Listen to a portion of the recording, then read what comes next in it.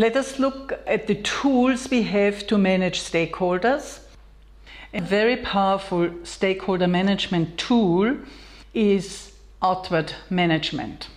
Ideally, if one makes a design or a public policy or an organization transformation or a project, one would involve stakeholders, at least key stakeholders, in co-designing the system. This is, however, not always possible, or even if one has involved stakeholders, there will be other stakeholders that were not involved, or maybe one worked with representations of stakeholders and others need to be brought on board, and for that one would use a stakeholder enrolment technique. How that works, I would like to illustrate by a case study, the redesign of Paris.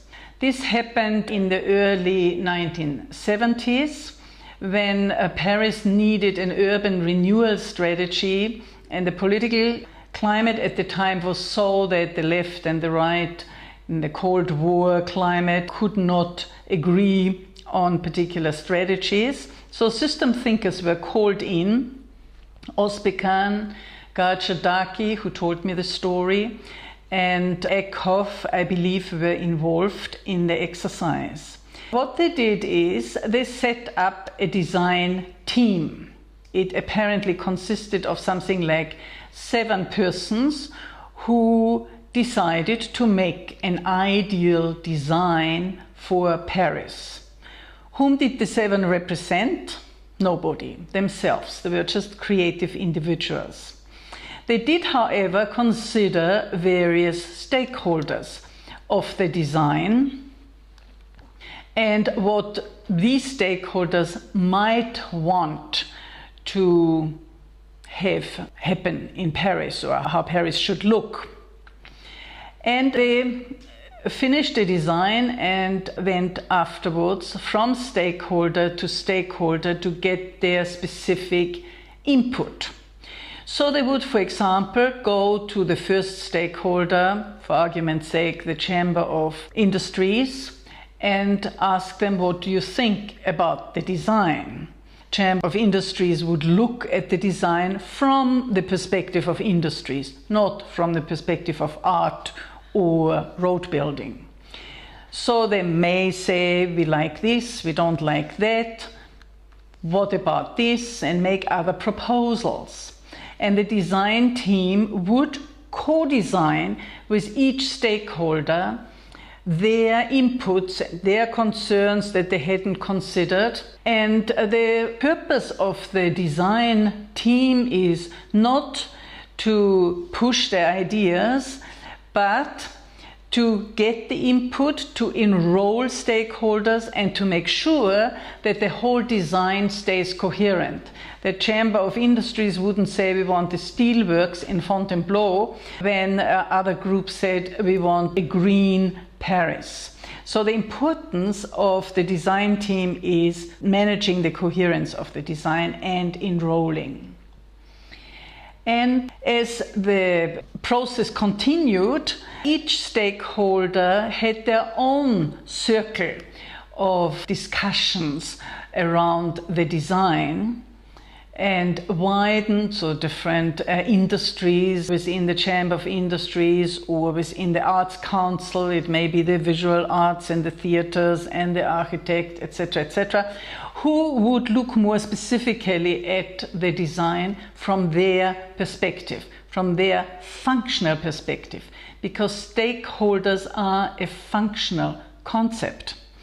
I believe even the various suburbs and regions of Paris had their own circles of discussion.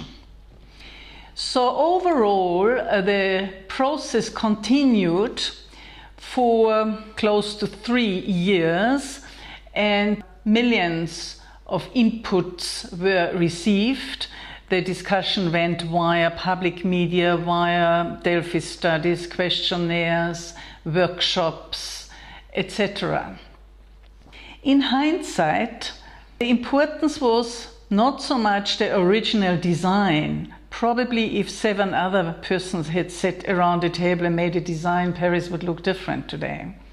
The importance was the process, that for a couple of years, the populace of Paris engaged in the question, how do we want our Paris to look, and throw ideas around and discuss. And that is the power of enrollment strategy, which involves a co-design after a basic design has been made. Now, what is the difference between a lobby and a co-design as Paris illustrates? Because the processes are similar.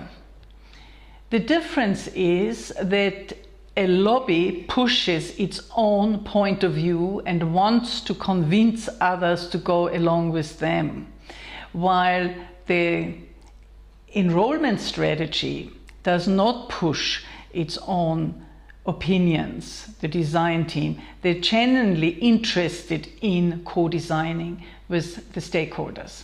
It is a very powerful methodology that can also be used by organizations. I have used it in-house to align different business units who didn't want to cooperate initially. We involved representatives in co-design, and when some of the business units who didn't want to participate disagreed, we went and did a little Paris, as we called it. I have done a similar exercise, facilitated one in education with various education policy makers. So it is a very powerful technique that one can use, and relatively unimportant members of a system and relatively few people can have an enormous influence if they're using that methodology.